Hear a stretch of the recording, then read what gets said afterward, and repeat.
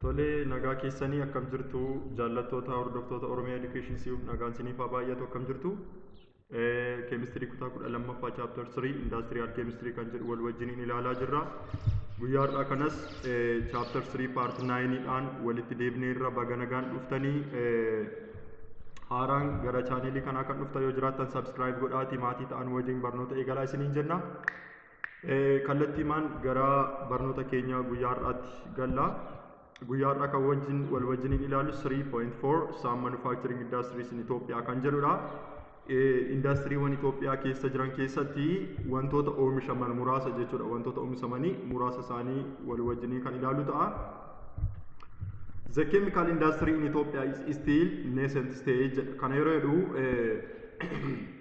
chemical industry in Ethiopia keessa jiranii hamma ammaatti sadarkaa xiqqaarra jiru yookaanis immoo sadarkaa guddachaarradha kan isaan jiran malee guddatanii sadarkaa barbaadamuurra hin geenye jechuusaati.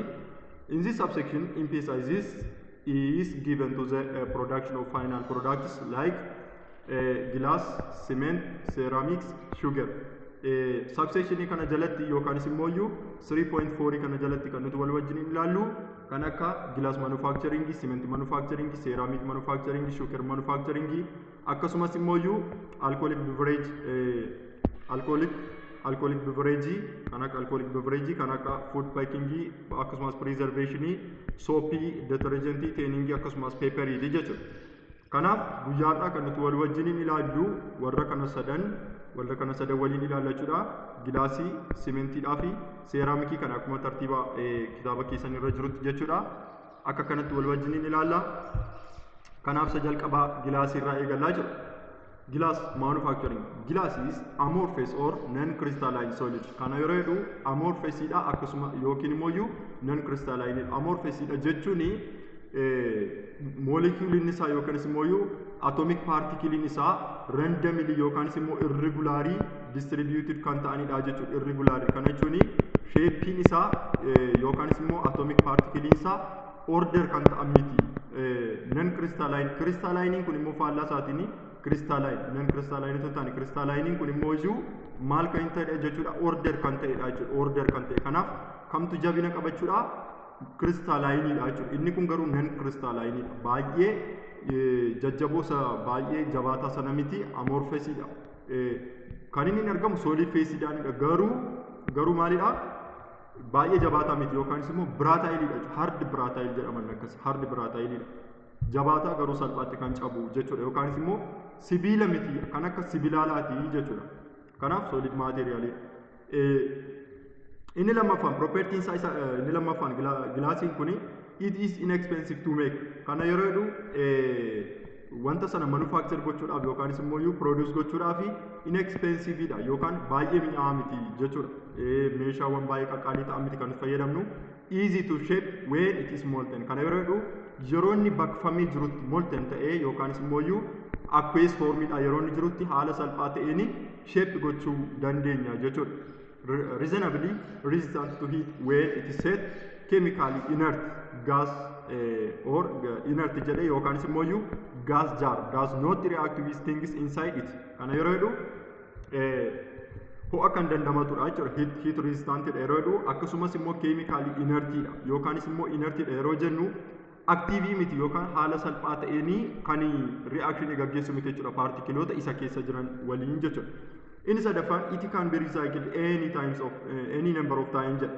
Irra deddeebinee recycle goonee fayyadamuu ni dandeenya jechuudha isa kana. Irra deddeebinee fayyadamuu ni dandeenya yookaan immoo renewably yookaan irra deebi'amee kan haaromfamudha jechuudha. The main component of glass is silica. Main component isaa silica dha jechuudha. Silica jechuudha main component isaa. Gosoota sadii qaba gilaasiin kun yookaan immoo gilaas wanti jedhamu kun gosoota sadii qaba. Gilaas yeroo jennu egaa waan akka fuullee ta'uu danda'a, waan akka daawwitii yookaan immoo mastaawotiiwwan garaagaraa ta'uu danda'a, burcuqqoowwan garaagaraa ta'uu danda'a. Inni ilaallaa jechuudha. Kanaaf quartile gilaas jenna isa jalqabaa quartile gilaas jenna. Inni lammaffaan soda lime gilaasiidha. Inni sadaffaan borosilikate gilaasiidha jechuudha. Kanaaf isa jalqabaa quartile gilaasii kanarraati kaanee propertii isaa akkasumas immoo qabiyyee isaa gosoota isaa inni ilaalla jechuudha. quartz glass is made by the melting of what? Pure silica. Pure silica yeroo jennu silica qulqulluu ta'e maal gochuudhaan melt gochuudhaan kan nuti argannudha jechuudha. Temperature isaa hanga kamitti ol kaasneeti kan nuti melt goonu yookaan immoo silica kana kan nuti baqsinu hanga 2300 degree Celsiusitti jechuudha 2300 degree Celsius amma kanatti ol kaasneeti jechuudha. And pouring the molten viscous liquid into molds. Kana yeroo jedhu wanta molten ta'e sana viscous yookaan immoo bifa dhangala'aa furdaa ta'e kana moldi goona sheepii barbaannetti jijjiiruu dandeenya yeroo inni melt ta'ee jiru sanatti jechuudha. Molten form isaatti bifa barbaannetti bocuu dandeenya akkuma inni jechuudha jalqaba irratti. It is of high strength, low thermal expansion, high transparency. Properties isaa sadan kanadha jechuudha. Inni kun overview dhuma isaati. Quartz glassiin kun waan akkamiiti? Pure silica irraa kan hojjetamudha. Temperature isaa hanga 2300 kan ol ka'udha. Akkasumas immoo yommuu viscous liquid yookaan liquid furdaa ta'ee jirutti salphaatti moldi kan ta'udha jenneerra. Propertiin isaa muraasni strength cimaa kan qabudha jechuudha. Warra kaanirra yookaan immoo gilaasii warra kaan caalaatti jechuudha. Gosoota sadeen jiran keessaati. Akkasumas immoo low thermal expansion yeroo jedhu ho'a kan dandamatudha jechuudha. Akkasumas immoo highly transparent. Kana salphaatti hubachuudhaaf fakkeenya tokko isinii fudhachuu fi fakkeenyaaf burcuqqoo shaayee yookaan immoo burcuqqoo shaayeen itti dhugamtu bifa kanaa kan qabu fakkeenyaaf bifa akka kanaa kan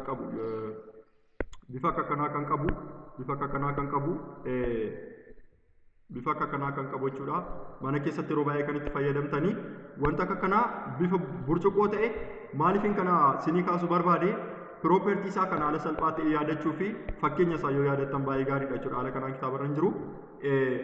Strength jabaa qaba akkasumas immoo low thermal expansion yeroo jennu wantoota ho'aa baay'ee fakkeenyaaf waan akka shaayii waan akka bunaa kanatti naqnee yeroo fayyadamnu salphaatti expand hin ta'u yookaanis immoo decompose hin ta'u jechuudha. Kana jechuun low thermal expansion yeroo jennu ho'a dandamataa wayiidha. Akkasumas immoo highly transparent yeroo jennu ifa kan of keessa dabarsudha. Fakkeenyaaf wanta ta'e tokko itti ibsitanii maal godha jechuudha ifa kan of keessa dabarsu wayiidha jechuudha. Dandeettii akkasii qaba quartz glassiin kun jechuudha.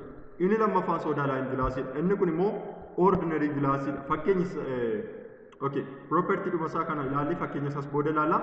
It is mixture of sodium silicate and calcium silicate. Akka isicha quartz glassii kana pure silica otoo hin taane maqaa maaliif jechuudha. Inni kun immoo sodium silicate dhaaf calcium silicate dha jechuudha. Sodium silicate fi calcium silicate dha jechuudha. Sodium silicate dhaaf calcium silicate kan of keessaati qabudha jechuudha. Inni kun akkasumas immoo calcium silicate kan of keessaati qabudha jechuudha. Akka kanaatti jechuudha kan isin hubachuu qabdanii. It is made by the heating mixture of silica sand, sodium carbonate or sodium sulfate and limestone. Kana yeroo jedhu kan akkamii mixture maaliif irras sodium silicate calcium silicate jenneerra. Warreen kun immoo sodium silicate dhaaf calcium silicate kun eenyurraati kan isaan maddi ta'anii heating mixture of what? Silica sand, sodium carbonate, sodium sulfate and limestone. Limestone yeroo jedhu waan akka calcium oxide jechuudha. Waan akka calcium oxide sodium sulfate yeroo jennu kan akka SO4 akkasumas immoo silica sand kana yookaan immoo SiO4 kan ta'e jechuudha. Sodium carbonate yookaan immoo NaCO3 kana fa'aa jechuudha. Maaliif asii sodium argattu kana keessa sodium argattu akkasuma bakka kanatti sodium silicate wanta ta'eef jechuudha. Akkasumas immoo kanneen silica sand kanaa fi limestone kana keessaas immoo waan akka calcium waan akka silicate argattu jechuudha. Kanaaf jarreen kuni silica sand, sodium carbonate, sodium sulfate dhaaf limestone kuni yommuu isaan heat ta'anii walitti mix ta'an yookaan immoo ho'ifamanii temperature cimaadhaan yeroo isaan walitti mix ta'anii sodium silicate kanaa fi calcium silicate kana nuuf kennu jara kana lamaan irraati soda lime glassii hojjenna jechuudha. Haaluma salphaatiin maqaa isaallee soda yeroo jedhu sodium baay'inaan kan of keessaatti qabudha jechuudha. Wanti kuni the reaction that takes place in the forming soda lime glass are the following jedha. Kana yeroo jedhu kun bakka kanatti chemical formulaan isaa barreeffamee jira. Isheen kuni bakka kanatti maal jenneerra kan inni argisiisu walitti maas gootanii hubachuu danda'u qabdu jechuudha. Sodium silicate, sodium carbonate yookaan kunoo shittii kana jechuudha bakka kanatti barreeffamtee jirti. Akkasumas immoo silicate, sand silicate shittii kana jechuudha. Sand silicate maal nuuf kennu jechuudha. Sodium silicate dhaa fi carbon dioxide isheen kun akka impurity wanta ta'eef keessaatti remove taati yookaan immoo recycle taati kan nuti barbaadnu lafa kanatti ishee kanadha jechuudha. akkasumas immoo akkasumas immoo kaalsiyeem kaarboneetii ida'u silikeet saangii kana maal arganna jechuudha. Kaalsiyeem silikeetiidhaaf kaarboon daayoksaayiidii akka impuriitiitti keessaatii rimuuf ta'ee ba'a jechuudha.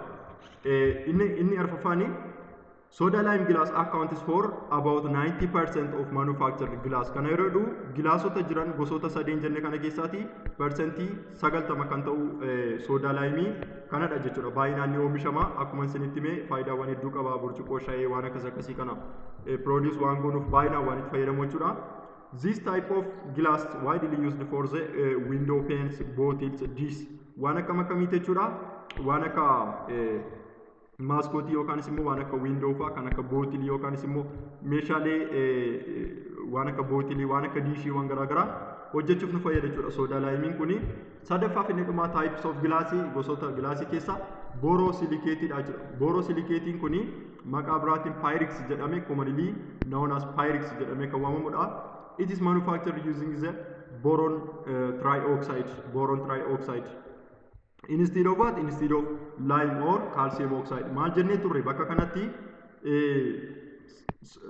soda lime glassii keessatti soodiyem silikeetiidhaa fi kaalsiyem silikeetiidha inni baay'inaan kan fayyadamnu. Addinatti garuu bakka isa sanaa maal fayyadamna jechuudha? Boron dioxide yookaanis immoo boorosilikeetiidha jechuudha kan itti fayyadamnu kun boorosilikeetiidha jechuudha yookaanis immoo boorosilikeetiidha jechuudha kan itti fayyadamnu.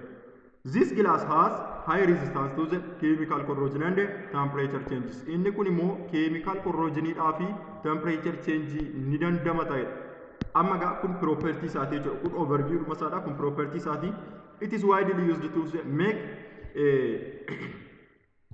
ovenware and laboratory equipment such as what? Flasks, beakers, test tubes. Kanaaf property isaadhaa fi fakkeenya isaa walitti maas gootanii haala salphaatiin kan si yaadachuu dandeessa. Yeroo baay'ee maqaatinis gaafachuu danda'a garuu irra caalaatti yeroo baay'ee intiraansi irratti property isaanii yookaan qabiyyee isaaniitiin waan gaafatuu fi which of the following is the properties of the borosilicate glass jechuu waan danda'uu fi chemical corrosion dandamata kan jennu filaaskiin fa'aa, biikersii fa'aa, teestitiiwwiin fa'aa warreen nuti laaboraatoorii keessatti itti fayyadamnu keemikaalota gosa garaagaraa fakkeenyaaf amma yeroo tokko HCl yookaanis immoo soodiyem klooraayidii kun amma akkuma beektan asiidii cimaadha akkasumas immoo soodiyem haayidrooksayidii kun immoo beeziiwwan cimaadha gosuma filaaskii yookaanis immoo biikerii teestitiiwwii tokko keessatti kana yeroo hin jedhu yeroo tokko waan akka kanaa keessatti reaakshinii gaggeessinaa yeroo tokko immoo meeshaadhuma tokko yookaan immoo qodaadhuma tokko keessatti wantoota kana fayyadamna. Kanaaf keemikaal korroojinii cimaa qabu yookaanis immoo salphaatti keemikaalaatiin kan miidhaman miti. Tempereechiraanis immoo hin dandamatu jijjiirama tempereechiraa jechuudha. Kanaaf meeshaaleen akkasii laaboraatoorii keessatti meeshaalee laaboraatoorii filaaskiiwwan garaagaraa akkasumas immoo biikeriiwwan garaagaraa jechuudha. Biikeriiwwan garaagaraa wannoo gochuuf nu fayyadu jechuudha. Warri kuni biikeriiwwan garaagaraa wannoo gochuuf nu fayyadu jechuudha.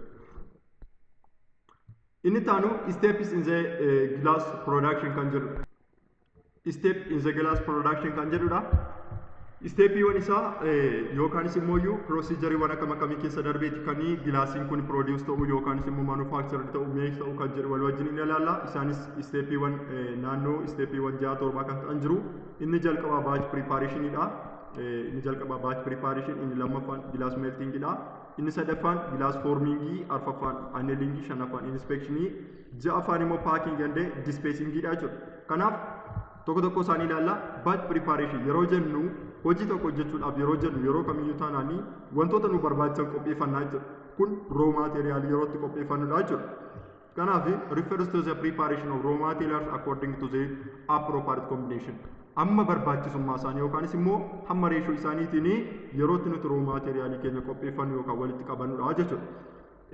Batch preparation kun the raw materials are mixed in proportion of what 60% sand, 20% sodium carbonate, 21% sodium carbonate and 19% limestone. Kana yeroo jedhu raw material inni barbaachisan kan akkamiiti? Kan akka iron sandii, kan akka sodium carbonate, kan akka limestone. Limestone kana jechuun CaCO3 kan jennu kana fa'a waan akkasii jechuudha. Sodium carbonate yeroo jennu immoo NaCO3 akkasumas immoo iron sandii fa'a ironii kan of keessaatii qabudha inni kun iron plus 3 jechuudha. kanneen akkasii kana reeshoo barbaachisanii appropriate combinationii saandii kana persentii 60 soodiyeem kaarboneetii persentii 21 akkasumas immoo soodiyeem kaarboneetii laayimistoonii immoo persentii 19 kana qopheeffannaa jira jalqaba irratti. Isteepi lammaffaa irratti gilaas meeltingidha. Inni kun immoo the raw materials and recycled glass according to the color are fed in glass melting furnace. Kana yeroo jedhu meeshaa glass melting furnace jedhamu keessatti raw materialiiwwan arganne kana maal goona jechuudha akkaataa kalarii isaaniitiin recycle goona jechuudha yookaanis immoo achi keessatti mix goona maal goona jechuudha materiaalota walitti qabnee kontiinerii yookaanis immoo meeshaa glass melting furnace jedhamu kana keessatti yookaanis immoo meeshaa furnace jedhamu gilaasii kan melt godhu yookaanis immoo kan baksu keessa erga galchineeti temperature isaa hamma kamitti ol guddisna jechuudha amma 1100 ol guddisna jechuudha. Molten viscous liquid kana yeroo jedhu dhangala'aa furdaa kan baqfame waan akkasii qopheessina jechuudha. Kanneen walitti reeshoo barbaachisanii walitti makne kana erga walitti makneeti kan nuti melt goonuu jechuudha bakka tokkottidha kan nuti baqsinu jechuudha. Sana booddee akkaataa kalarii isaaniitiin recycle goonu kana yeroo jedhu fakkeenyaaf kalariin nuti barbaannu haa jennu fakkeenyaaf magariisadha yoo ta'e maal gochuu qabna jechuudha soodaa laayimii yookaanis immoo ishittii kana ishee ayireen piraasiriidhaa fi ayireen 3 pilaasiidhaa fi akkasumas immoo ayireen 2 pilaasii kan of keessaatii qabu kanatti baay'isnaa jechuudha. Maaliif akkuma beektan transition elementiin yookaanis immoo gareewwan D block elementii warri jedhamanii gabatee predictability keessatti warreen P block elementii fi S block elementii gidduutti argamanii yeroo baay'ee kalarii garaa qabu application baay'ee qabu chemistry keessatti bal'inaan irra caala sadarkaa yuunivarsiitii kan barsiifamudha jechuudha. Inni kun sadarkaa yuunivarsiitii irratti kan kennamu transition elementiin application baay'ee bal'aa kan qaban baay'ee guddaa kan qaban akkasumas immoo hammuma baay'ina isaanii bu'aan isaanii application isaanii akkasumas immoo compoundota hedduu duukaa reactionii kan uuman sababni isaa D block elementii wanta ta'anii fi elektiroonota hedduu kan ofitti fudhachuu danda'anii large space waan qabaniif jechuudha. Kana jechuun hamma elektiroonota meeqaatti hamma elektiroonota 10tti fudhachuu waan danda'aniif jechuudha. D block elementiin akkuma beektanii 5 jechuudha orbitaalii kan inni qabu. Orbitaaliin tokko ishee immoo elektiroonota 2 kan isheen of keessatti qabachuu dandeessu. Kanaaf hamma elektiroonota 10tti jechuudha iddoo tokkotti kan isaanii yookaanis immoo principal level tokko irratti kan isaan qabachuu danda'an jechuudha. Kanaaf akkaataa color change isaaniitiin wanta barbaachisu itti baay'isuudhaan waan hin barbaachisne immoo irraa hir'isuudhaan recycle goona. Recycle yeroo jennu wanti duuba deebi'ee ammas naanna'ee bakka tokkotti akka impuritytti sana booddee immoo duuba deebi'ee kan akka raw materialitti gargaaru sana isa dhabamsiisuu qabnu dhabamsiisaa isa dabaluu qabnu immoo dabalaa deemna. Kana jechuun akkaataa kalarii isaatti akka produce ta'utti murteessinaa jechuudha. Step in sadaffaan glass forming. This is stage in which the melted glass is made into the required shape. Amma gaa step lammaffaa irratti wanta kana baqsine irraa viscous liquid yookaanis immoo bifa dhangala'aa furdaa wayii ta'e jechuudha. Addina isa sadaffaa kana irratti immoo shape barbaannetti kan nuti bocuu dandeenya jechuudha. Boca barbaannetti baasu fakkeenyaaf akkuma beektanii sibiilumti baay'ee jabaataa jedhamu kuni bishaan keessa abidda keessatti yommuu baay'ee ho'ifamu maal ta'a jechuudha in lallaafaa jechuudha. Akka barbaanne boca barbaannetti dabsinee akka barbaanne goonetti fayyadamuu dandeenya. Kanaaf isa bakka kanatti melti goone bakka kanatti immoo sheepii barbaannetti galchuudha jechuudha. Gilaas foormingiin kuni objektiiviin isaa maal jechuudha required shape yookaan boca barbaannetti baasuudhaafi jechuudha. Step arfaffaan annealing. This process involves the removal of internal stresses by what? By reheating the glass followed by the controlled slow cooling cycle during which stress are relieved. Kana yeroo jedhu iddootti nuti bakka kanatti sheepii barbaannetti goone wanta ta'e tokko qopheessine irraa jechuudha. Fakkeenyaaf amma burcuqqoo wayiidha yoo ta'e burcuqqoo tokko bakka kanatti xumuree irraa jechuudha. Haa ta'u garuu bakka kanatti maal goona? Burcuqqoon kuni isa bakka kanatti viskoosii yookaanis immoo dhangala'aawwan hedduu kan of keessaa qabu wanta ta'eef strengezii isaa dabaluudhaaf inni kuni arfaffaan kuni objektiiviin isaa inni guddaan strengezii yookaanis immoo bond strengezii maateriyaalii sana increase gochuudha jechuudha. Yookaanis immoo baay'ee ol kaasuuf yookaan meeshaan nuti hojjenne suni jabaataa akka ta'u gochuufidha. Kanaaf maal gochuudha jechuudha impuritiiwwan garaagaraa kan akka bishaanii dhangala'aawwan garaagaraa keessaati remove gochuudhaan density isaa yookaanis immoo internal stress isaa yerootti nuti maal goonudha reheat gochuudhaan irra deebinee ho'isuudhaan akkasumas immoo iyyuu sana booddee suutaanii maal gochuudhaan cool gochuudhaan slow cooling gochuudhaan jabina isaa dabaluudhaan yerootti nuti meeshaa sana xumuruudhaa jechuudha hojiisa. Kana jechuun bakka kanatti wanti isin qabachuu qabdanii impuritiiwwan garaagaraa keessaatti yeroo ba'an kan akka bishaanii vapor ta'an yeroo keessaatti ba'anii sheeppii isaa isichaa isteeppii sadaffaa irratti sheeppii goone sana utuu hin gadhiisiin maal ta'uu danda'a saayiziin isaa xiqqaachuu danda'a jechuudha. Fakkeenyaaf kitaaba keessan irraa argitanii yoo ta'e 20% hir'achuu danda'a jechuudha. Fakkeenyaaf duraan 100% ta'e amma 80% itti gad dhufuu danda'a. Garuu sheeppii isaa duraa hin gadhiisu jechuudha. Densitii isaatu dabala. Densitii yeroo dabalu paartikiloonni walitti siquudhaan maal ta'u jechuudha. Impiti space gidduu isaanii jiru maal godhu xiqqeessuu balleessuudhaan walitti siqanii xiqqaachuu danda'a jechuudha. Meeshaan sun hamma dura isa isteeppii sadaffaa irratti qophaa'e sana caalaa gad xiqqaachuu danda'a. Inni kun kaayyoon isaa maalidha? Strengthii meeshaa sanaa dabaluudha jechuudha. Isteeppii arfaffaan inspeectionidha. Inni kun immoo it involves testing of the glass product to check whether it is fulfill desired quality requirement or not. Kana yeroo jedhu wantoota armaan olitti fakkeenyaaf kalarii isaa akkasumas immoo property isaa jabina isaa isteeppii arfaffaa irratti itti goone akkasumas immoo sheeppii isaa sadaffaa irratti goone akkasumas immoo kalarii isaa isteeppii lammaffaa irratti goone kana hundumaa isaa yerootti sirriidha moo sirrii miti jennee irra deebinee check goonuudha yookaas quality isaa yerootti nuti ilaaluudha jechuudha. Isteeppii inni shanaffaan kun jechuudha. Isteeppii inni ja'affaa fi inni dhumaa packing and dispatching final stage dha. Inni kun utuu distribution godhi yookaanis immoo iyyuu gabaaf otoo hin dhiyeessiin bakki itti baasnee gurgurtaa garaagaraa otoo hin dhiyeessiin gilaasii sana maal godha jechuudha. Otoo xumurree wanta sana hin baasiin yerootti nuti yoo wanti sun impuri quality isaa quality barbaadamu irra hin jiru ta'e yerootti nuti duuba deebisnee hojjennuudha. Yoo xumurame irratti immoo quality barbaachutti baheera kalariin isaa inni isteeppii lammaffaa irraa akkasumas immoo sheeppiin isaa isteeppii sadaffaa irraa akkasumas immoo iyyuu inni isteeppii arfaffaa irraa jabinni isaa yookaan immoo bond strength isaa akkasumas immoo requirementiin hundi isaa inspection isaa hundi sirriidha yoo ta'e immoo wanta sana baasna jechuudha. Exercise 3.10 kana wal wajjin ilaalla.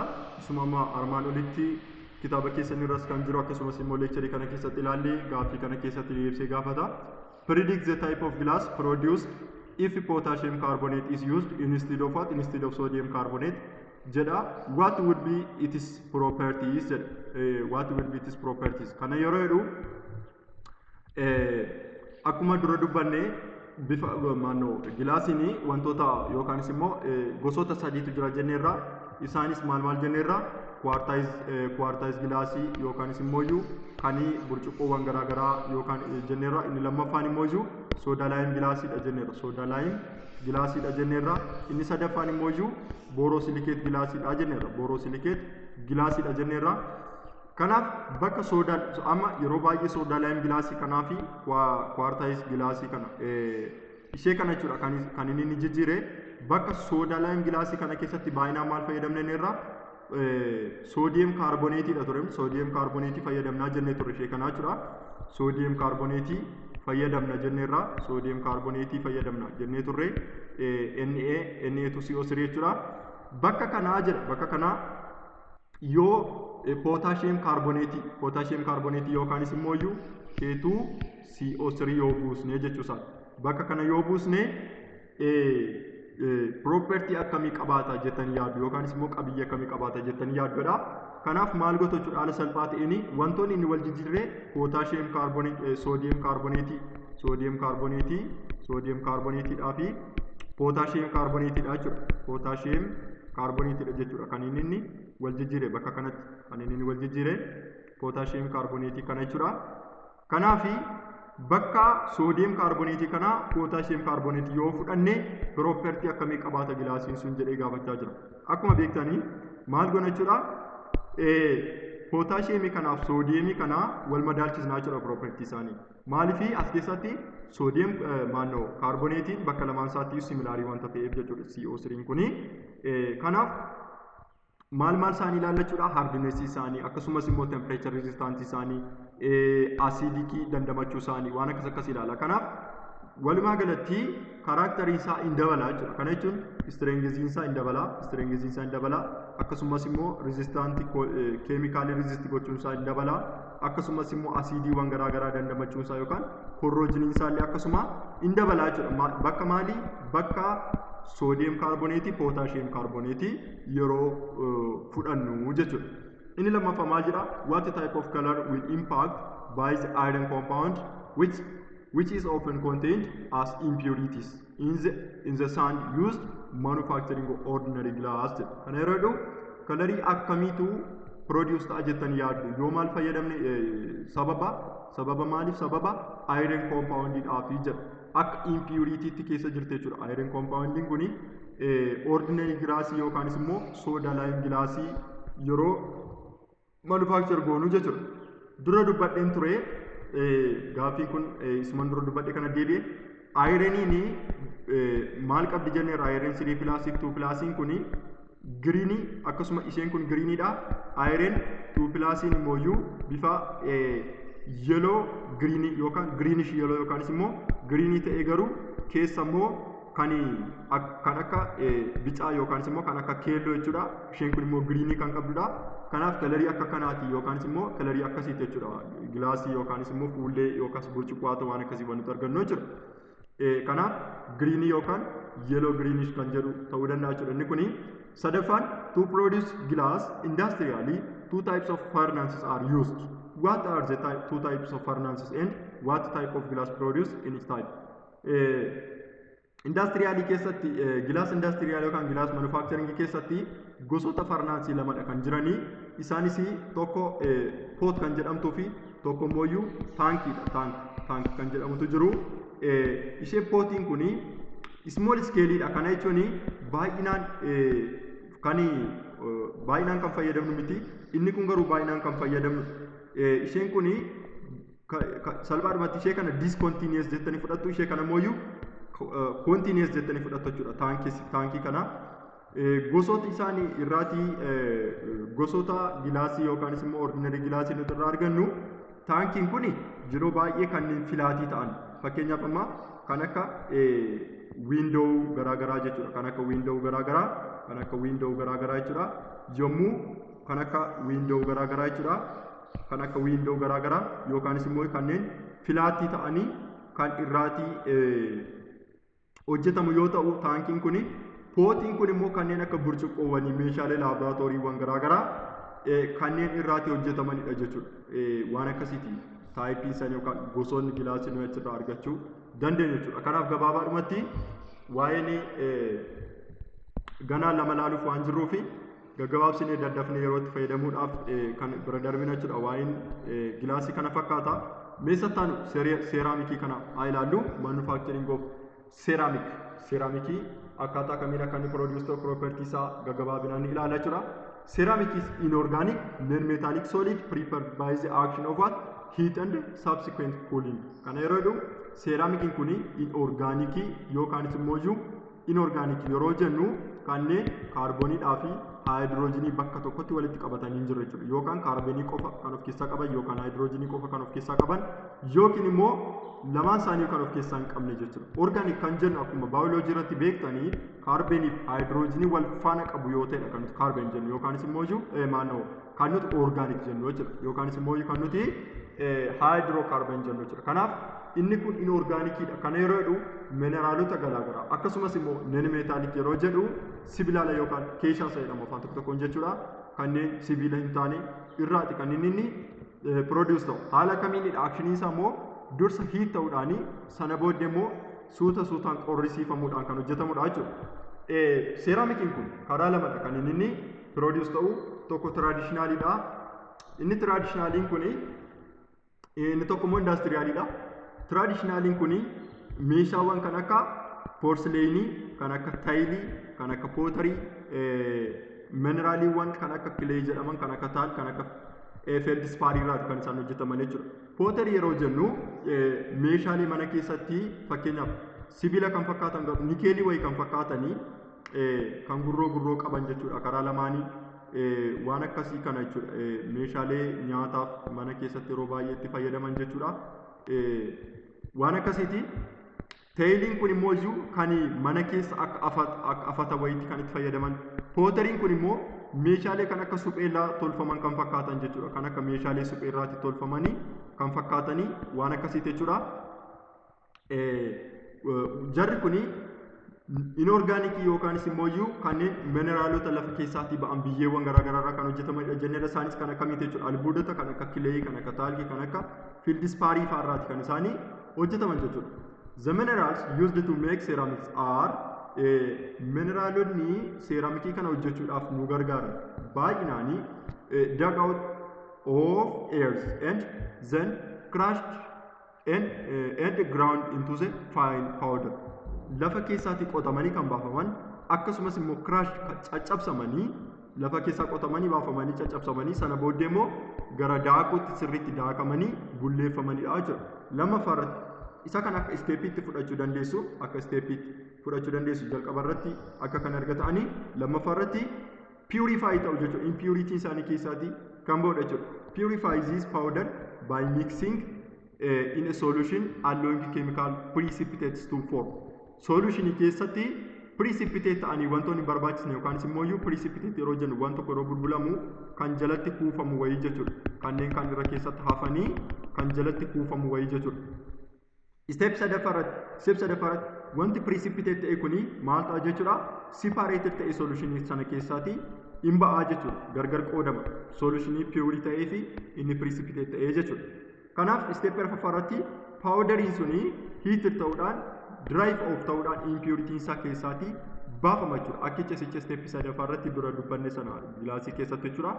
Asitti step sadaffaarratti kan jiru akkuma step arfaffaarratti kan jiru wanta sana ho'isuudhaan wantoota impuritii keessa jiranii dhangala'aawwan garaagaraa jechuudha. Isa bakka kanatti solutionii ture kana gara solidiitti kan finnudha jechuudha. Gara solidiitti kan finnudha jechuudha. Steppiiwwan saameen ilaallaa. Steppiiwwan manufacturing seeraamikii kana inni jalqabaa molding after purification isa kanatti aansee jechuudha. After erga purify goonee erga dry goonee maal goona jechuudha. After purification, a small amount of wax are often added to bind ceramic powder and make it more workable. Bakka kanatti aqueous yookaanis immoo iyyuu bifa dhangala'aa wantoota ta'an precipitate wansa keessatti remove goonee erga gogsine drive off goonee bifa powderiidhaan erga qopheessine yookaas immoo bifa daakuudhaan jechuudha. Elementoota yookaanis immoo combinationii seeraamikii kana bakka kanatti maal goona jechuudha. Waan akka waaksii yeroo jennu waan akka gagaa jechuudha. Akkasumas immoo iyyuu pilaastikoota garaagaraa fayyadamuudhaan wantoonni sun akka isaan wal qabatan taasisna jechuudha. Yookaanis immoo iyyuu akka isaan boondir ta'anii seeraamikiiwwan akka isaan produce gochuu danda'an goona jechuudha. Kanaafi waaksiin kuni baay'indi gochuudhaaf seeraamikii sana wal qabsiisuudhaaf paawudarii sana walitti baay'indi gochuudhaaf kan fayyadu akkasumas immoo pilaastikiiwwan garaagaraa kan nuti fayyadamnu maaliifidha. Paawudariin suni yookaanis immoo wantoonni wal qabatanii seeraamikii ta'an suni paalaabilitii fi softness akka qabaatan yookaanis immoo iyyuu lallaafota flexibility akka qabaataniif jechuudha. Stepni lammaffaanii disinfectioniidha jechuudha. Disinfectioniidha. Use intense heat to condense a ceramic object into strong dense product. Kana yeroo jedhu disinfectioniin kuni iddootti nuti density isaa dabaluudha jechuudha. Gilaas manufacturingii keessatti steepii arfaffaa irratti immoo steep sadaffaa irratti akkuma ilaallee density isaanii bakka itti dabaluudha jechuudha. Inni kun density isaanii yookaanis immoo jabina isaanii bond strength isaanii bakka itti nuti increase goonuudha jechuudha. After being molded, the ceramic object is heated in electric furnace temperature between 1000 degrees Celsius and 1700 degrees Celsius. Molded goone sheepii barbaachuutti erga qajeelchinee booddee electric furnace keessatti maal goona jechuudha. Electric furnace keessatti heated goona jechuudha. Temperature hamma 1000 hamma meeqaatti hamma 1000 hamma meeqaatti hamma 1700 jechuudha. Sana booda disinfectioniidhuma kana keessatti as ceramic heat bakka kanatti heat erga gooneeti powder particles coalesce much as water bishaan of keessa baasudha density isaanii maal ta'a in dabalaa jechuudha droplet join at room temperature kana booddee maal walitti ta'u wal qabachuudhaan density isaanii jabaachuudhaan ceramicin kuni sirnaawaa qajeelaa waan of ta'u jira as ceramic particles merge yommuu ceramic particles walitti merge ta'anii walitti tokkoomfaman kana object becomes increasingly dense shrinking by up to 20% of its original size. Original size isaanii irraa percentii 20 hir'achuu danda'u jechuudha. Density isaanii dabala. Partikiliin isaanii baay'ee walitti siqu densi ta'uu jenneerra. Baay'ee walitti siquudhaan densi ta'uu jenneerra. Yeroo kanatti hammi isaanii saayiziin isaanii percentii 20 hir'achuu danda'a. Garuu sheeppii isaanii akkuma isteeppii jalqabaa kanarratti qopheessinedha jechuudha. Sheeppiin isaan jijjiiramu garuu maal isaatu jijjiirama jechuudha saayiziin isaa ni xiqqaadha jechuudha. Note the goal of this heating process is to maximize the strength of ceramic by obtaining internal structure that is compact and extremely dense. Kanaaf isteeppii lammaffaan kuni main objective isaa maalidha jechuudha heat gochuudhaan yookaan ho'isuudhaan akkasumas immoo deebisnee qorrisiisuudhaan maal gochuudha jechuudha strength ceramikii sana dabaluudha.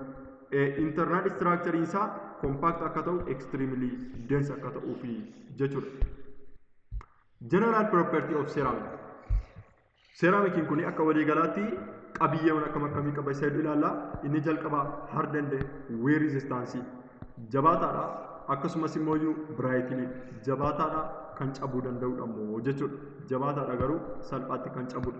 Maaliif jalqabumatti maal jenneerra non metallicidha akkasumas immoo non metallicidha akkasumas immoo inorgaanikiiwwan garaa irraati albuudota garaa irraati kan inni produce ta'u jenneerra.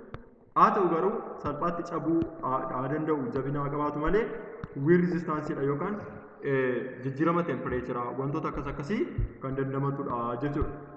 Refractory kana yeroo jedhu jijjiiramoonni temperature garaa yeroo jiraatanii qabiyyee fiizikaalaa qabiyyee keemikaalaa isaa salphaatti kan gadhiisu miti jechuudha. Physical chemical property isaa salphaatti kan gadhiisu miti jechuudha. Thermal and electrical insulator dabarsoo ho'aa fi dabarsoo elektrikaa miti jechuudha. Insulator with electrical and insulator with thermal ho'as elektrikii kan of keessa dabarsu miti maaliifi non metallicidha jenneerra wanta ta'eef jalqabumatti jechuudha. Non magneticidha akkasumas immoo non jalqaba irratti non metalii ta'uu isaa yoo yaadattanii property isaa kan akka inni qabu haala salphaatti hubachuu dandeessu jechuudha.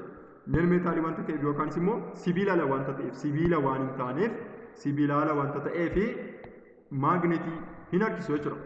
Akkasumas oxidation resistant kana yeroo jedhu haala salphaatiin oksijiinii duukaa wal nyaachuudhaan kan danda'u miti. Maaliif meetaalii miti wanta ta'eef jechuudha. Meetaalonni fakkeenyaaf yoo bakkee keessa bulchitanii galgaluma tokkotti danda'uu danda'u yookaanis immoo oksijiinii duukaa wal nyaachuu danda'u. Inni kun garuu akkas miti jechuudha. Maaliif non meetaalikidha yookaan sibiilaadha yookaan shakilaa kan jedhamu bakka tokkotti jechuudha. Chemically stable kana yeroo jedhu inertiidha. Active ta'ee wal nyaatiinsa hin gaggeessu jechuudha. Kana jechuun inactiveidha jechuudha. Property isaa gabaabumatti kana fakkaata. Application isaa haa ilaallu. Application isaa yookaan kana yeroo akkaataa itti fayyadama yookaanis immoo bu'aa qabeessummaa isaa ilaalla. Inni kunis akkaataa sadiitiin ilaalla jechuudha. Inni jalqabaa well known use of ceramics kana yeroo jennu ceramikii wantoota akkasiif ni fayyada jenneema beekneema kan itti fayyadamnu akkasumas immoo yeroo baay'ee faayidaan isaa hamma kanadha jedhamee otoo yaadamiin kan itti fayyadamnuu fi gara fuulduraatti illee ceramikii haala kamiin fayyadamna kan jedhu wal wajjin ilaalla jechuudha. Well known use of ceramic they commonly found in what art, sculpture, dish, platters, other kitchenwares, kitchen tiles and bathroom structure kana yeroo jedhu bocawwan garaagaraa yookaan danaawwan garaagaraa akka artiitti kan itti fayyadamnu diishiiwwan garaagaraa hojjechuudhaaf pileetirii garaagaraa akkasumas immoo kitchenweerii garaagaraa baazruumiiwwan garaagaraa yookaanis immoo kanneen shaaworiin keessatti fudhatamu jechuudha. Meeshaawwan akkasii kana seeraamikii irraa akka hojjetamanii baay'inaan beekamanii populaarii beekamanii ma seeraamikii wantoota akkasii fayyadu jedhamanii kan fayyadamanidha jechuudha. Garuu immoo karaa biraatiin faayidaan isaanii akkaataa hin beekamneeni appilikeeshiniin isaanii kan nuti itti fayyadamnu waan akkamiiti elektirikaal insuleetarii yookaanis immoo kanneen akka kontaaktii hin taane wantoota meeshaalee elektirikii gidduu seenuudhaan akka elektirikaal insuleetariitti kompiitar paartii keessatti jechuudha. Akkasumas immoo meeshaalee elektirooniksii garaagaraa keessatti kan itti fayyadamnudha. Akkasumas immoo dentaal riipileesment kana yeroo jennu ilkaan bakka ilkaaniifaa ilkaan namaa bu'aniifaa kan gargaaranidha jechuudha. Yookaanis immoo akkuma beektanii ilkaan isaa artifishaalii jechuudha. Injiin paartii yookaanis immoo mootoroota garaagaraa keessatti akkasumas immoo shaatiliiwwan garaagaraa riipilees boons lafee namaa kan bakka bu'an akkuma ilkaaniitti jechuudha. Hips, knees and shoulders gatiittiiwwan namaa jilba buusaawwan garaagaraa qaama namaallee bakka buufamanii yeroo opereeshiniiwwan garaagaraa jechuudha. Qaamni miidhaa buusaa namarra yeroo ga'u seeraamikoonni kuni bakka akkasiillee bu'anii kan fayyadamanidha jechuudha. Kuni leesiidha yookaanis immoo baay'ee beekamaa miti jechuudha. Seeraamikiin kanaaf fayyada jedhamee kan beekamu miti. Kan inni beekamu irra caalaa warra kanadha jechuudha. Gara fuulduraatti seeraamikiin kuni maaliif iyyuu fayyaduu danda'a kan jedhu wal wajjin ilaallu immoo in the future, ceramics may be used to remove impurities from the drinking water.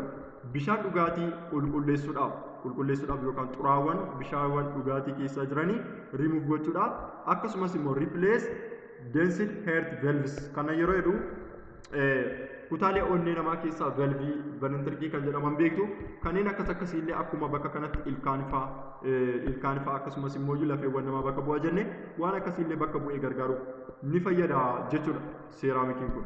Walumaa galatti waa'ee seeraamikii kana fakkaata. Amma immoo simentii wal wajjin haa ilaallu gaggabaabsine jechuudha. Cement production has been increasing because of the opening of new cement companies and also the upgrade of old ones. Akka walii galaatti Itoophiyaa keessatti simentiin haala kamiin oomishamaa jiru gaaffii jedhuu fi simentiin hammi oomishummaa isaanii dabalaa jira. Sababni isaa because maaliifidha jechuudha opening new cement companies.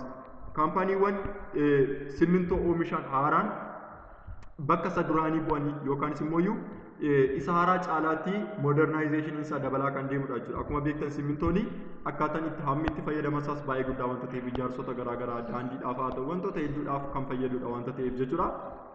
Availability of cement raw materials in Ethiopia. Akkaataan oomisha isaa dabalaa jira erga jennee raw material yookaanis immoo simintoo kana produce gochuudhaaf raw material nu barbaachisan qabu isaan akkamidha Itoophiyaa keessatti ni argamu gaaffii jedhuuf immoo kana keessatti kan deebisnu ta'a jechuudha. The raw material for production of cement are limestone, clay, silica sand, gypsum, calcium aluminate, iron trioxide, magnesium oxide and pumice. Warri kuni inorgaanikiiwwan lafa keessaatii ba'anidha baay'een isaanii.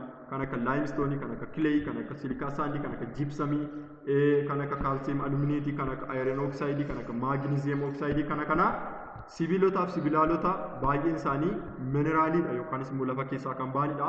Itoophiyaan akkuma beektanii mineraalii kanaan badhaatudha jechuudha. Kanaaf baay'inaan ni jira Afrikaa keessa Itoophiyaa keessa jechuudha. Limestone is the major ingredient for the production of cement. Kanneen amma tarreessina kana keessaati limestone yookaanis immoo CaCO3 keessaati kan baafamtu kana keessa kan isheen akka ooriitti kana keessaa kan baafamtu CaO yookaanis immoo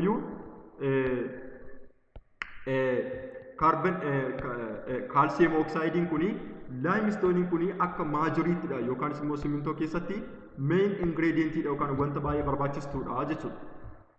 It is abundantly available in Africa.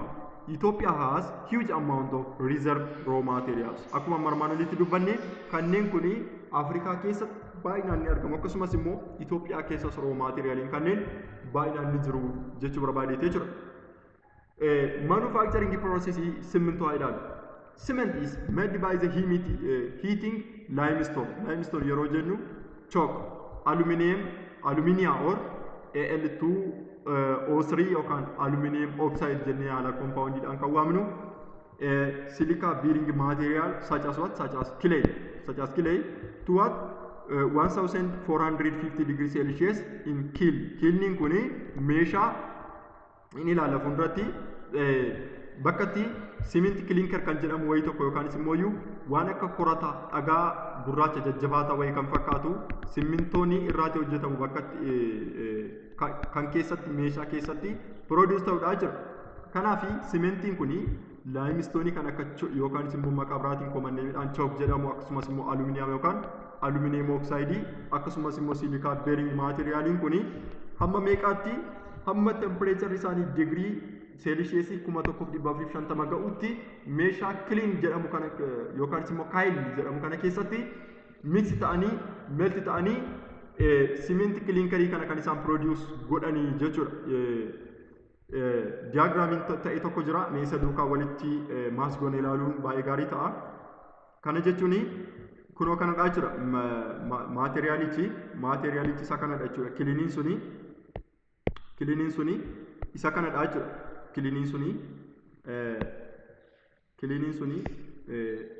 Kiliniin suni kan akka kanaati jechuudha. Maateriyaala akka kanaa kunoo isa kanadha jechuudha. Maateriyaala kana keessattidha jechuudha. Simenti kiliinkar kan jedhamu yookaanis immoo kan dhagaa gurraacha fakkaatu kan simintoon irraati hojjetamu bakka itti qophaa'udha jechuudha.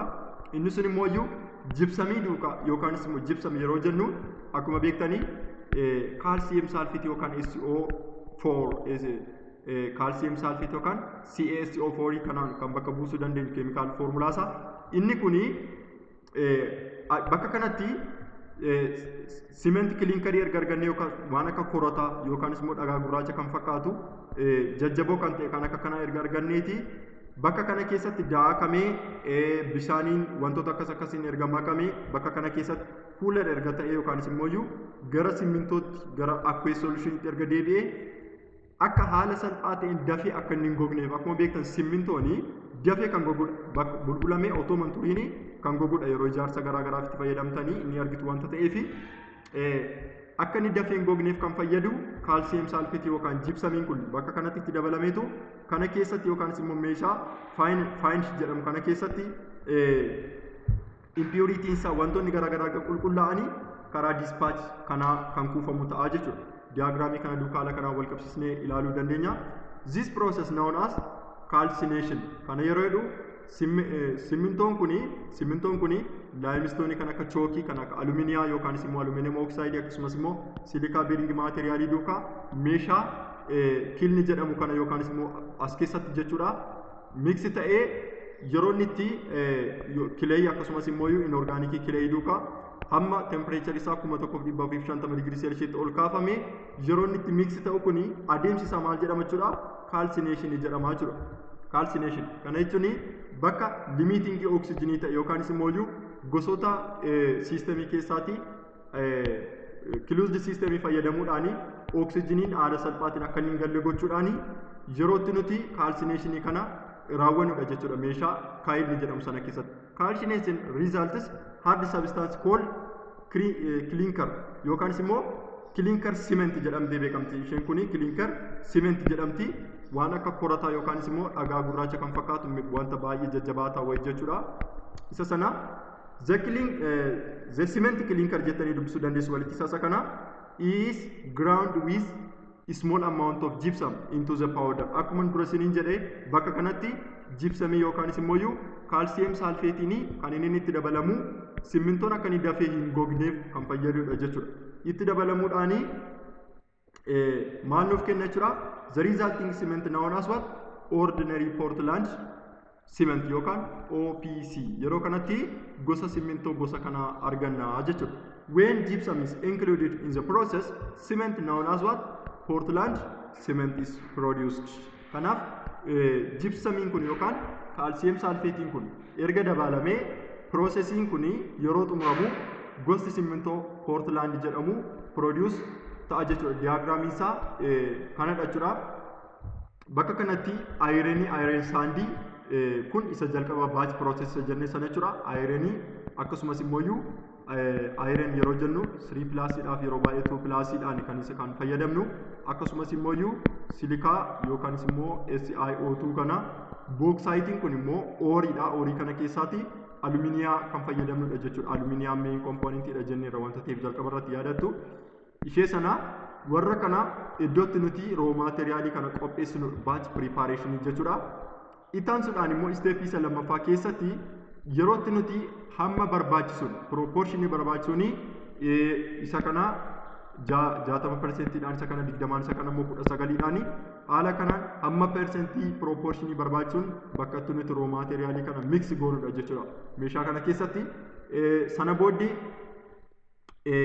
temperature isaanii hamma 1,700tti ol ka'uu qaba inni nuti jenne kana keessatti step by stepidhaan ho'ifamaa deemuudhaan bakka meeshaa kaayilii jedhamu kana keessatti immoo cement clinkerii kana argachuudhaan cement clinkeriin kun immoo caccabsamee kooliin yookaanis immoo cileewwan garaagaraa waan akkasiillee bakka kanatti kana keessaa ba'anii recycled ta'anii erga keessa seenanii booda simentiin erga produced ta'e simentiin kun dafee akka hin gogneef immoo bakka kanatti gypsum yookaanis immoo calcium sulfatein ergatti dabalame meeshaa fines jedhamu kana keessatti erga store ta'ee booddee qulqullinni isaa wantoonni garaagaraa steppiiwwan 5ffaa 6ffaa bakka kanatti mirkanaa'u jechuudha. Bakka kanatti mirkanaa'u inspection isaa yookaanis immoo quality isaa iddoon itti mirkanaa'u kan raggaasifamudha jechuudha. Kana booddee dispatch baachii kana keessatti kan kuufamu ta'a jechuudha. Inni kun conditioning tawariin kun irra caalaatti maalidha? Temperature fa'aa, pressure fa'aa naannoo indaastirii sanaa kan jiru yookaanis immoo waan akkasii to'achuudhaaf jechuudha irra caalaatti kan inni gargaaru. Diyaagiraamii isaa haala salphaatiin gabaabina kana fakkaata jechuudha. Meeshaan clinker jedhamu kun inni irra deddeebi'ee dubbachaa ture kun baay'ee murteessaadha jechuudha. As keessatti bakkatti maaliif bakkatti wanta akka korataa yookaanis immoo dhagaa gurraacha kan fakkaatu wanti jajjabaataa wayii produce ta'udha jechuudha. Inni kunis akkuma ilaalaa jirtanitti paartiiwwan sadii qaba. Upper partii qaba, lower middle partii qaba, akkasumas immoo lower partii qaba jechuudha. Maaliif bakka kanatti ta'ee tura kan gara simmintootti geeddaramu wanta ta'eef bakki kun bakka murteessaadha jechuudha. Akkuma kitaabarra jirutti upper party yookaanis immoo upper party kaayilii kana keessatti raw materiaaliitu maal ta'u jechuudha complete elimination of moisture raw materiaaliin walitti mix goone molten yookaanis immoo baqsinee qopheessine kuni completely moisture yookaanis immoo aqueous formii wantoota dhangala'aa impurity isaan keessa jiru yeroo isaanitti of keessaatii remove godhanidha jechuudha. Middle party isaa yookaanis immoo gidduu isaa irratti immoo limestone yeroo itti limestone yeroo jennu calcium carbonatein kuni gara calcium oxideetti yeroo itti decomposed ta'udha jechuudha. Gara calcium oxideetti yeroo decomposed ta'u calcium oxideedhaa fi carbon dioxide arganna. Carbon dioxide kun impurity dha yookaanis immoo xuraawaa wanta ta'eef keessaati yeroo itti release ta'e calcium oxide qulqulluu kana yeroo itti argannudha jechuudha. Paartii isaa isa lammaffaa gidduu kana keessatti bakka kanatti impuritiiwwan garaagaraa erga remove ta'anii asitti aqueous formii arganneerra wanta ta'eef sababni isaa as kuni preheateridha yookaanis immoo bakka itti ho'ifamee ho'a cimaatiin baqfamee aqueous solution yookaanis immoo viscous liquid yookaanis immoo dhangala'aa furdaa taasifamedha. Addinatti immoo dhangala'aa sana keessaa yerootti impuritiiwwan garaagaraa yookaanis immoo aqueousin yookaanis immoo bakka kanatti jechuudha moistureewwan garaagaraa yeroo isaanitti completely eliminate ta'an yoo ta'u bakka kanatti immoo isa gidduu kanarratti immoo limestone yookaanis immoo calcium carbonatein gara calcium oxideedhaaf gara carbon dioxideetti diigamuudhaan yeroo nuti itti calcium oxide argannudha jechuudha bakka kanatti jechuudha. Sadaffaa irratti immoo lower yookaanis immoo end of kaayilii kana keessatti in this part temperature reaches about what 1000 degrees Celsius 1000 degrees Celsius yookaanis immoo hamma temperature isaa 1600 degrees Celsiusitti ol kaafamudha jechuudha. Bakki inni naannoo kanaa jechuudha yookaanis immoo paartiin cleanerii gara dhumaa kanaa jechuudha. The partly fused and a sintered mixture undergoes series of chemical reaction to form calcium aluminate and silica. kaalsiyeem alumineetiif silikaa kana produce gochuufidha jechuudha kan nuti steepiiwwan amma kana deemne maaliif warri kun lamaan jalqaba irratti maal jenneerra simentiin mikisterii jara kana lamaanii akka ta'e dura dubbanneerra kaalsiyeem alumineetiidhaa fi silikeetii kanadha jechuudha kanaaf kaalsiyeem silikeetiidhaa fi aluminiyaan kuni bakka kanatti reakshinii isaa akkuma kitaaba keessan irra jiruun jechuudha haala kanaan kan inni barreeffamee jiru bakka kanatti kaalsiyeem oksayidii impiyuurii ta'e kunoo isteepii lammaffaa irratti inni nuti arganne kuni eenyu wajjin walitti hidhamuudhaani silikaa duukaa walitti hidhamuudhaani maal nuuf kennu jechuudha kaalsiyeem silikeetii kana kaalsiyeem yookaanis immoo daay kaalsiyeem silikeetii lama bakka kana waan jirtuuf jechuudha tu daay kaalsiyeem silikeetii kana nuuf kennu akkasumas immoo kaalsiyeem oksaayidiidhaa fi silikeetiin kun walitti hidhamuudhaani kaalsiyeem silikeetii asitti immoo tiraan asitti lamadha daay yeroo inni lamadha asitti tiraa yeroo jennu immoo sadiidha jechuudha moonoo daay tiraay teetraa jennee waan lakkoofnuuf jechuudha akkuma tokko lama sadii jennu moolii isaanii yookaan koofshentii isaanii moolii yookaan koofshentii isaanii kan agarsiisu bakka kanatti daay kaalsiyeem silikeetii bakka kanatti immoo tiraay kaalsiyeem silikeetii arganna tiraay ammas immoo kaalsiyeem oksayidii kana isicha middle paartii irratti arganne middle part of kaayinni kana keessatti arganne kana aluminiyaa yookaanis immoo aluminiyeem oksayidii wajjiniin wal nyaachisuudhaani maal arganna jechuudha tiraay kaalsiyeem alumineetii yookaanis immoo moolii sadii yookaan koofshentii sadii kan qabu alumineetii kaalsiyeem alumineetii moolii sadii arganna jechuudha itaansuudhaani 4 mole of calcium oxide 4 mole of calcium oxide 4 mole of aluminum oxide wajjin akkasumas immoo 4 mole of what iron oxide yookaanis immoo iron sand duukaa mix gochuudhaan maal arganna jechuudha bakka kanatti immoo bakka kanatti kan nuti argannu tetra calcium alumineetii tetra calcium aluminate ferrate arganna jechuudha tetra yeroo jennu lakkoofsa afur kana kan inni argisiisu maaliif keemikaal foormulaadhaan yookaanis immoo maqaadhaan sin gaafachuu yookaan chuizii keessatti dhufu wanta ta'uuf qormaata irratti tetra yeroo jennu lakkoofsa afur kana kan agarsiisu kaalsiyeem alumineet yeroo jennu immoo kunoo kaalsiyeem alumineetii kana kan agarsiisu ferreet yeroo jennu immoo kunoo ferreet ayirenii kana yookaanis immoo akkuma beektanii maqaa afaan giriikiitiin ferreem jedhamtiiti kan ishee waamamtu ayireniin jechuudha kanaafidha bakka bu'aan ishee fe kan ta'e ferreet kan jennu kanaaf iron oxide yookaanis immoo ferret isa kana jechuudha sana booddee silikaa kana immoo ammasii maagneesiyeem oxide duukaa wal nyaachisuudhaani maagneesiyeem silikeetii kan argannu reactioniiwwan akka kanaa jechuudha kanii adeemsa cement production keessatti kanneen argaman jechuudha the resulting mixture of all those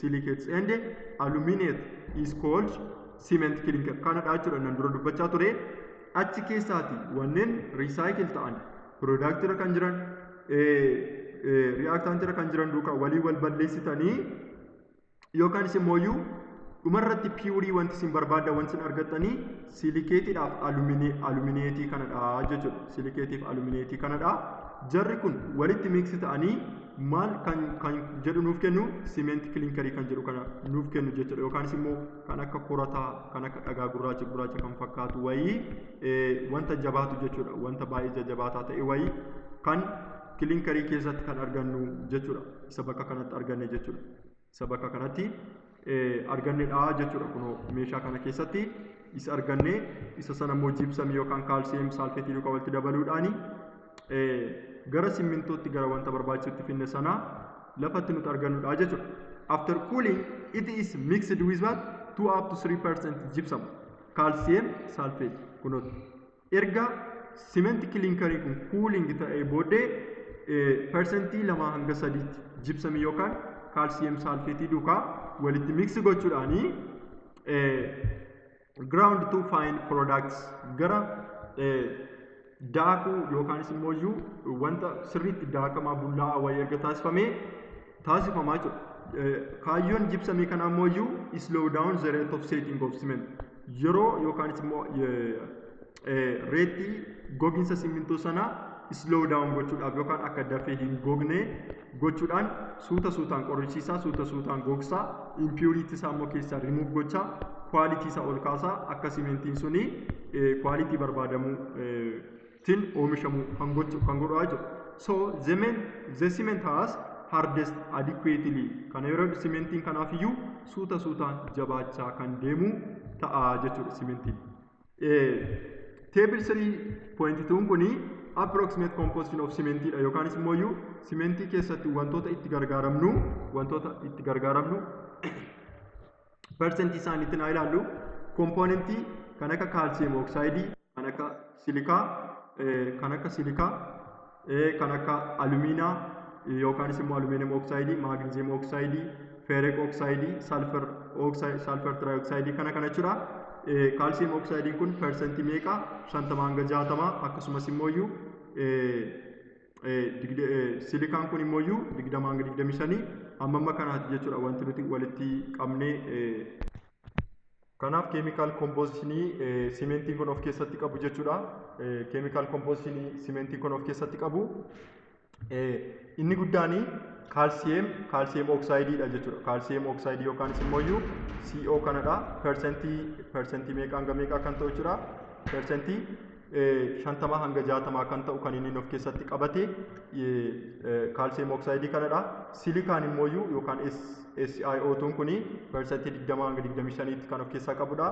Aluminaan kun immoo yookaan aluminum oxide kuni 5 hanga 10 percentii 5 hanga 10 magnesium oxide immoo 2 hanga 3 percentii 2 hanga 3 ferric oxide immoo percentii 1 hanga 2 akkasumas immoo sulfur trioxide yookaan SO3 kuni percentii 1 hanga 2 kanaafi main component isaanii warra kanadha. Isaan keessatti garuu wanti baay'inaan keessatti yookaanis immoo main component isaa calcium oxide kan akka ta'e qabachuu qabdu jechuudha.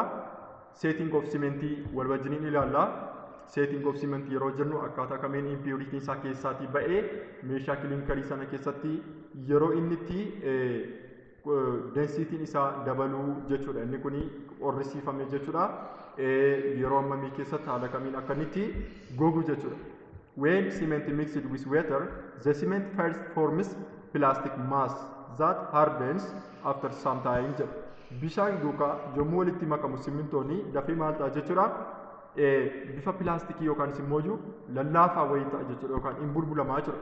Garuu yeroo muraasa booddee hin gogaa jechuudha. Amala akkasiiti kan inni qabu akkuma beektan simentiin.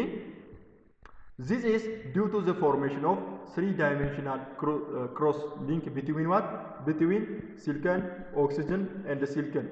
Akkasumas immoo silicon, oxygen, aluminium chains. Sababa maaliitiifidha jechuudha kan inni akkas ta'u simintoon kun amala karakterii akkasii kan inni qabu kan inni dafee gogu yookaanis immoo dafee kan inni gogogaa ta'u 3-dimensional structure waan akkamii jechuudha kan akka silkaniidhaa fi oksijiniin 3-dimensional walitti boondi ta'anii jiru. Akkasumas immoo silkanii oksijiniidhaa fi alumineemiin walitti boondi ta'anii waan jiraniif 3-dimensional structure akkasii waan of keessatti qabuuf yookaanis immoo kanneen kun walitti linki ta'anii structure isaa keessa waan jiraniif karakterii akkasii qaba jechuudha.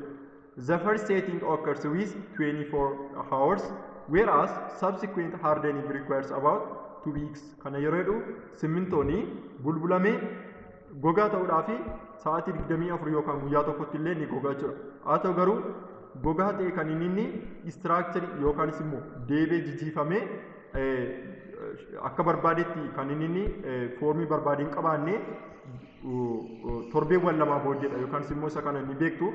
Fakkeenyaaf ijaarsa keessatti jechuudha haga torbee lamaatti simintootti kan bishaan itti naqamuu fi kanaatiifidha jechuudha. Haga torbee lamaatti kan itti naqamuu fi kanaaf. In the hardening process of cement, the transition forms plastic to solid state called setting. Kanaaf adeemsi simintoon kuni goguutti yookaanis immoo jabaachaa deemu kuni transition plastic to what? Solid. Amala lallaafummaa isaarraatii gara amala jajjabootti yookaanis immoo gara gogiinsaatti kan inni dhufu adeemsi kuni setting jedhama jechuudha. Kanaaf setting cement processing isa kanadha. Kun walumaa galatti waa'ee guyyaa har'aa leekcharii guyyaa har'aati jechuudha. Galatoomaa ulfaadhaa. Leekcharii taanuun yookaan paartii kurnaffaatiin walitti deebina. Ammasitti nagaan turaa yeroo barnootaa gaarii isiniif haa ta'u.